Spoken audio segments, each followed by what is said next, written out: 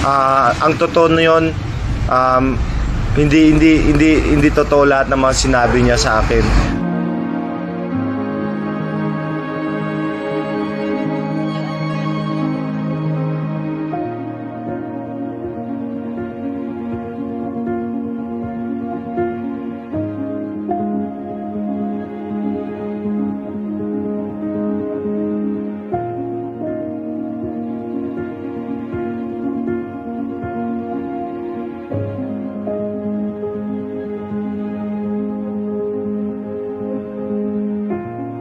So pumunta ng Maynila para kunin yung wallet.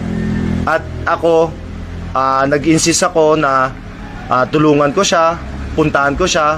So nung time na yon, nag-book siya ng hotel sa condo. So pinuntahan ko siya. Yun pala, sinusundan niya na ako kasi may pagdududa na siya. Kasi hindi na maayos yung namin. Sinusundan niya pala. So pinuntahan ko yung babae para tulungan siya na kunin yung wallet niya.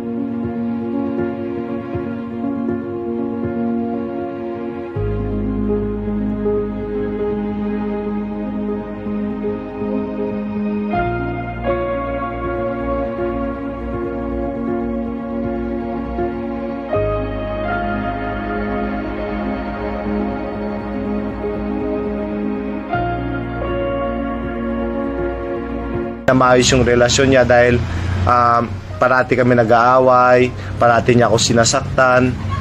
At alam ng mga kaibigan ko yan, alam ng pamilya niya, ng mga kapatid niya. Alam nila lahat yan.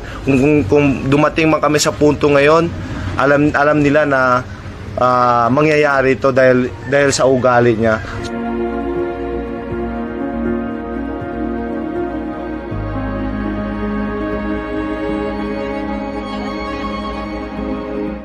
Kung sinasaktan ko siya, bakit siya magkakaroon ng pasa na ganun pasa lang? Bakit siya magkaroon ng pasa sa paa?